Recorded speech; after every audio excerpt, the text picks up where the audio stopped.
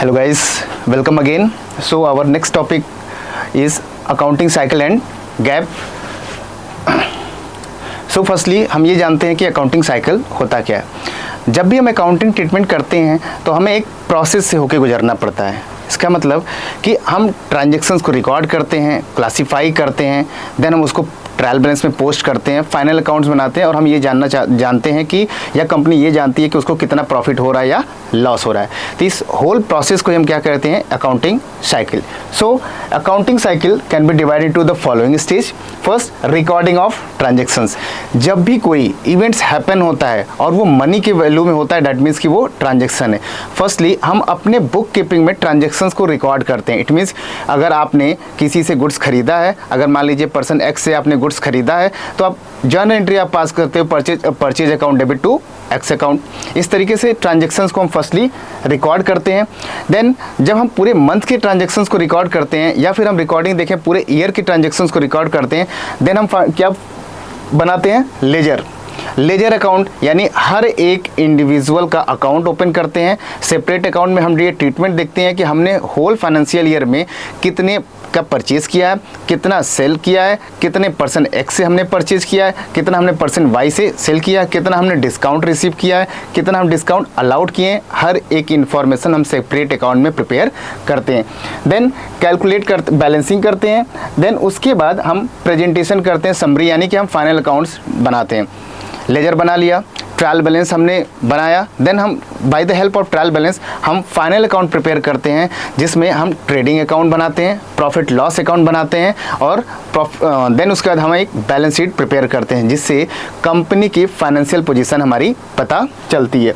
Then reports prepare होती है after making a balance sheet, और उसके बाद हम ये कम्युनिकेट करते हैं, चाहे वो इन्वेस्टर्स हो, कंपनी के एडमिनिस्ट्रेशन हो, मैनेजमेंट हो, शेयर होल्डर्स हो, या बाहर गवर्नमेंट की से हम कम्युनिकेशन करते हैं और अपनी रिपोर्ट को प्रेजेंट करते हैं कि हमारी कंपनी ने एक्चुअल में क्या परफॉर्मेंस की हुई है।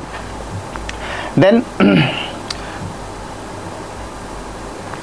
सो फर्स्टली ये आपके स्लाइड्स में देख रहे हैं, यहाँ पे आपका रिकॉर्ड सेम वही चीज़ है कि आपने जर्नल एंट्री को रिकॉर्ड किया है, देन क्लासीफाइंग करते हैं, बैलेंस करते हैं, ट्रांजैक्शंस को समराइज करते हैं, रिजल्ट्स फाइंड आउट करते हैं और कम्युनिकेट करते हैं।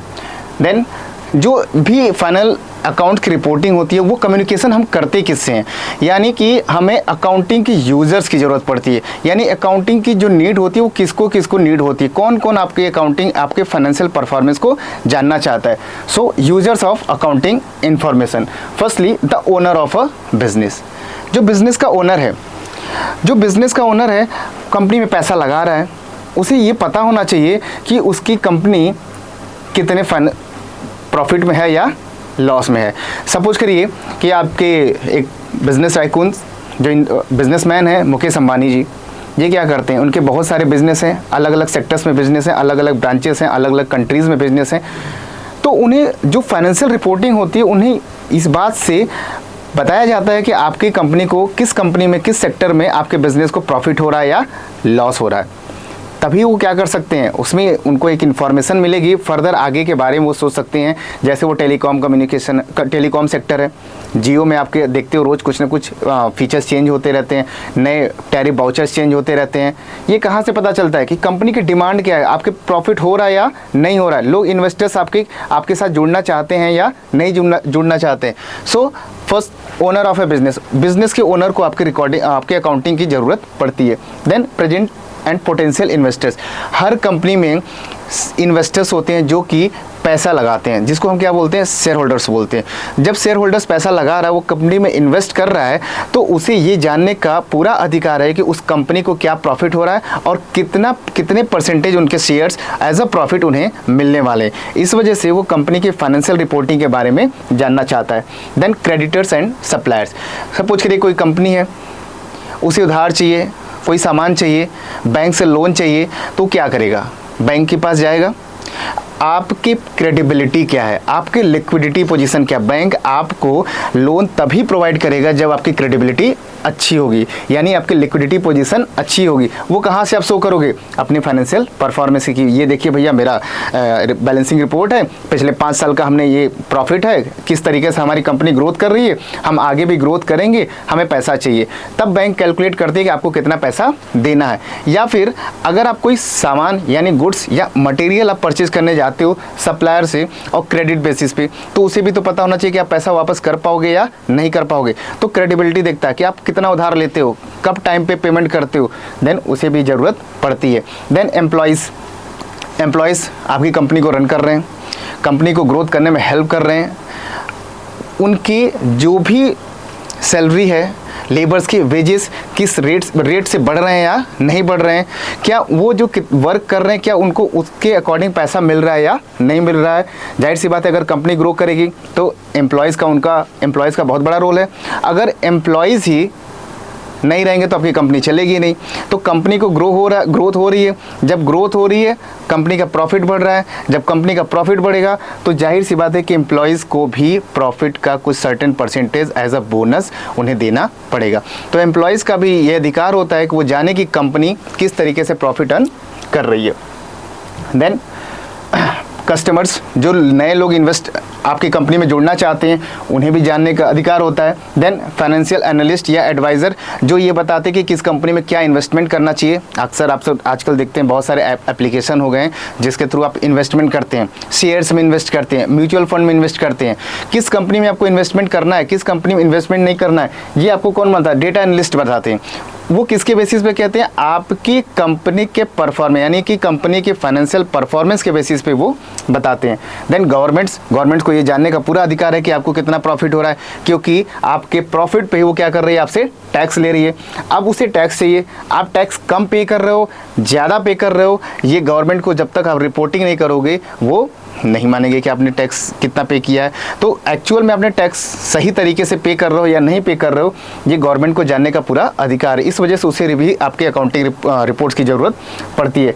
देन मैनेजर्स की परफॉर्मेंस, क्या जो उनको रिस्पॉन्सिबिलिटी दी गई है क्या वो उसको परफॉर्म कर पा रहे हैं या नहीं, क्या उससे बेहतर परफॉर्म किए हैं या नहीं, क्या उनके डिसीजन अच्छे हुए हैं या नहीं, इसकी भी आप रिपोर्टिंग करते हो। तो मैनेजर्स को अब नीड होती है ये देखने के लिए कि जो उन्होंने डिसीजन लिया उसकी हेल्प से क्या बिजनेस को कोई प्रॉफिट हुआ है या नहीं हुआ है। ठीक है। देन नेक्स्ट है आपका गैप बेसिकली इसका फुल फॉर्म है जनरली एक्सेप्टेड अकाउंटिंग प्रिंसिपल।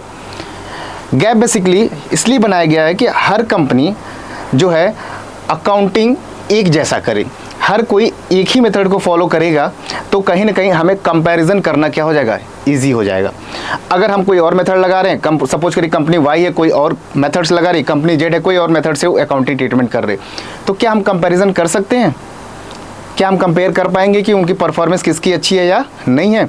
जैसे अगर क्लास 2 के बच्चे को बैठा दिया जाए, क्लास 5 के बच्चे को बैठा दिया जाए, क्लास 8 के बच्चे को बैठा दिया जाए और हम कंपेयर करें कि कौन इसमें से किसका मेंटल एबिलिटी बहुत तेज़ है, किसकी एजुकेशन बहुत तेज़ है, कौन बहुत ज़्यादा पढ़ने में तेज़ है, क्या आप बता पाओगे? नहीं, सेम लेवल का होना चाहिए। सेकंड का है तो सेकंड में बैठने वाले बच्चे होने चाहिए, क्लास 8 में तो 8th लेवल के बच्चे होने चाहिए, तब हम कंपैरिजन करते हैं। तो इसी तरीके से कंपनी को जो अकाउंटिंग प्रिंसिपल्स ये बताता है, आपको गैप ये बताता है कि हर कोई सेम फॉर्मेट से अगर अकाउंटिंग करता है तो कहीं ना कहीं हमें कंपैरिजन करना ईजी हो जाता है। सो गैप के फीचर्स देखिए क्या? पहली कंसिस्टेंसी, सेम ट्रीटमेंट करेंगे आप, सेम मेथड से आप फॉलो करेंगे, हर कंपनी फॉलो करेगी तो एक कंसिस्टेंट आएगा। कंसिस्टेंट वे में आप रिकॉर्डिंग करेंगे तो कंसिस्टेंट रिजल्ट भी आएगा। यानी सपोज करिए आप डिप्रिसिएशन का रेट कभी 5% लगा रहे हो, कभी 7% लगा रहे हो, कभी 10% लगा रहे हो, इट मीन्स कि आप डिप्रिसिएशन का रेट लगा के अपने एक्सपेंसेस को शो कर रहे हो हाई, बट एक्चुअल में वो है नहीं।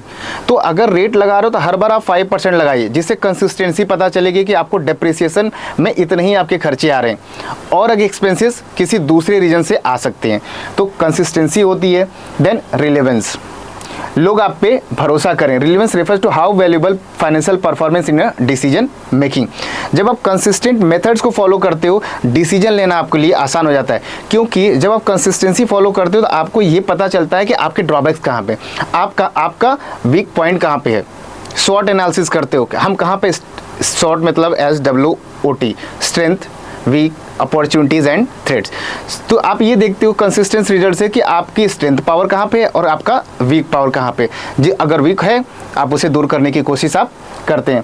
देन रिलायबिलिटी, जब कंसिस्टेंसी आपकी रहेगी, आप रिलेवेंट डेटा आपके रहेंगे, एक तरीके के मेथड्स को फॉलो करेंगे, तो आपके डेटा पे रिलाई किया जा सकता है, यानी रिलायबल इंफॉर्मेशन निकल के बाहर आती है, जिस पे दूसरे इन्वेस्टर्स हों, कंपनी के एम्प्लॉयज़ हों, आउटसाइडर्स हों, सप्लायर्स हों, क्रेडिटर्स हों, गवर्नमेंट हो, आपकी इंफॉर्मेशन पे क्या करेगी, रिलाई करेगी, विश्वास करती है।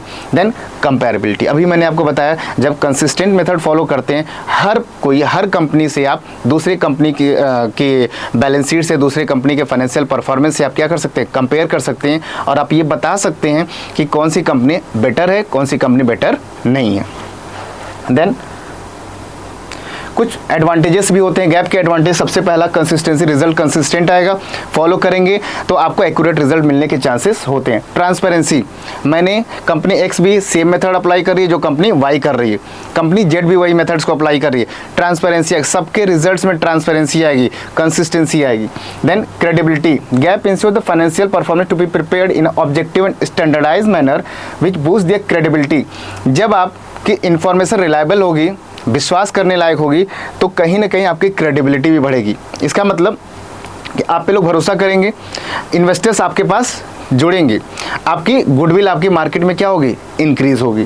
Then regulatory compliances, following GAAP helps companies meet regulatory requirements to avoid legal complications related to financial reporting. जब आप एक कंसिस्टेंट मेथड फॉलो करते हो, गैप के रूल को आप फॉलो करते हो, तो कहीं ना कहीं जो भी आपके पेपर वर्क होते हैं उस पर भी विश्वास किया जाता है, क्योंकि आप कह सकते हो कि मैंने रूल को फॉलो किया हुआ है, मैंने लीगल जो रूल बनाए गए हैं, अकाउंटिंग प्रिंसिपल्स जो हैं उसको मैंने फॉलो किया है, तो कहीं ना कहीं आपके पेपर्स क्या होते हैं, क्लियर रहते हैं। Then decision making and support, जब गैप को फॉलो करते हो, अगर गवर्नमेंट के द्वारा जो ICAI के द्वारा ये जो भी रूल, अकाउंटिंग प्रिंसिपल या गैप जो दिया गया है, इसको आप फॉलो करते हो, तो कहीं ना कहीं आपकी डिसीजन मेकिंग में भी पॉजिटिव इम्पैक्ट पड़ता है। देन अकाउंटेबिलिटी, आप पे लोग विश्वास करते हैं, और गैप, बेसिकली गैप को हर कंपनी को फॉलो करना पड़ता है। अगर आप गैप को फॉलो नहीं करोगे तो आपके रिजल्ट्स जो होंगे हर साल अलग अलग आएंगे, और आप खुद भी कंपेयर नहीं कर पाओगे कि पिछले साल के कंपैरिजन में इस साल हमने क्या किया है, हमारी पर ग्रोथ हुई है भी है या नहीं हुई है। इस वजह से हमें गैप को फाइंड आउट करना होता है।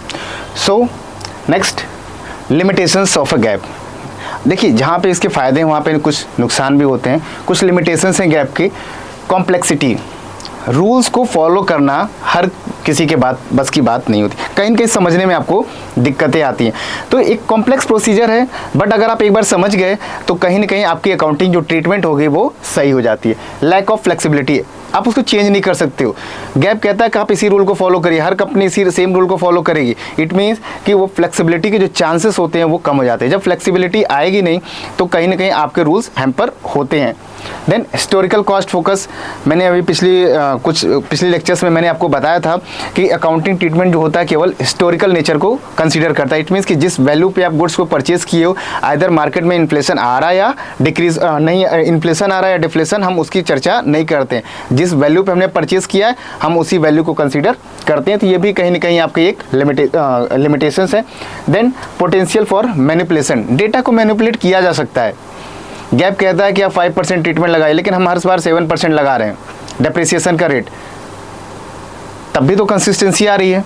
इट मीन्स कि डेटा को मैनिपुलेट किया जाता है तो हमें फाइंड आउट करने में प्रॉब्लम आती है। Then relevance lag, GAAP principles may not always reflect the latest economic condition or financial innovation. As a result, financial statement might not will fully address current trend. Historical nature की recording करते हैं तो methods हमारे पुराने हैं, तो जो नए ट्रीटमेंट होते हैं, नए तरीके जो है, नया ट्रेंड, मार्केट ट्रेंड चल रहा है कि हमें तुरंत का तुरंत ऑन द स्पॉट पता चल जाए, वो गैप नहीं बता पाता है।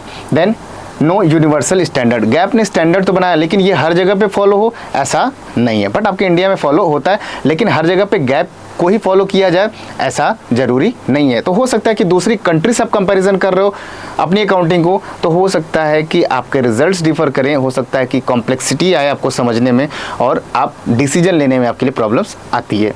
ठीक है, देन ये थे आपके limitations. That's all for today, thank you.